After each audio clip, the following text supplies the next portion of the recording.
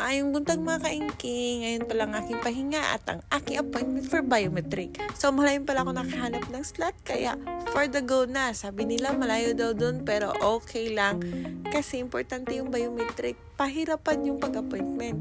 Kaya ito, get ready with me. Since off ko naman, okay lang walang tulog. Matapos ko lang biometric na ito. Wala na akong iisipin pang pa-appointment, pa-check ng slot, kalas. Yung schedule ng biometric namin mga kaingki is 12 to 1. Pero syempre gusto namin maaga kami at mauna kami sa pila, lalo na mainit ngayon kasi summer. 10:30 pa lang, gora namin mga kaingki. Kay lisod na, og madugay.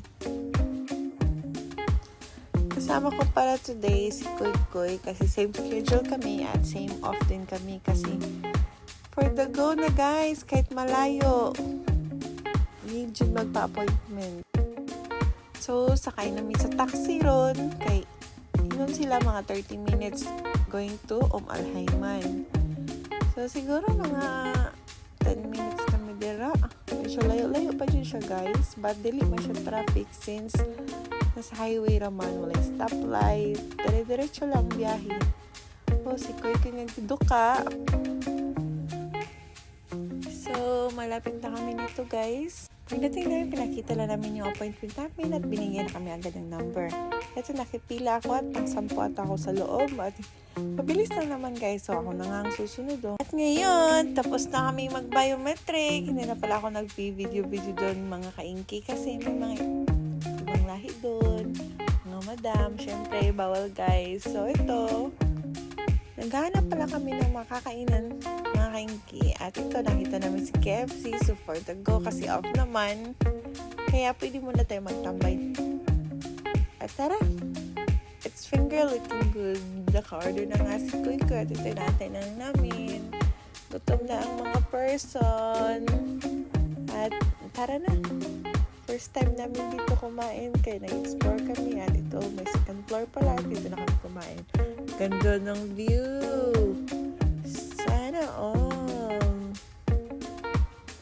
At ito, kumakain nga kami kumakainki. At habang kumakain kami, naisip kami kung saan kami pwede mamasyal. Sayang naman yung araw namin. Kung uwi pa kami, matutulog. Paggising namin, gabi na.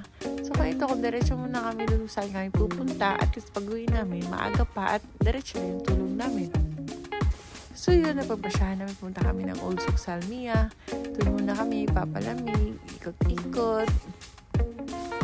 Napag-usapan na namin ni Koy Koy mga kaingki kung ano yung plano, kasi may anak ko, uwi na ba ako, maglulukal na ba ako, kasi ako mga 5 years na ako sa company ko. Si Koy Koy mga kaingki, magto 2 years pa lang, hindi pa mag 1 year pa lang kami ngayon, yung relasyon namin. So yun, gusto niya, mag-extend muna ako at sabay na daw kaming aalis.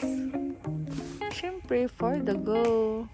At ito, malapit kami matapos kumain. Gagayak na rin kami, papuntang sa amin dito after.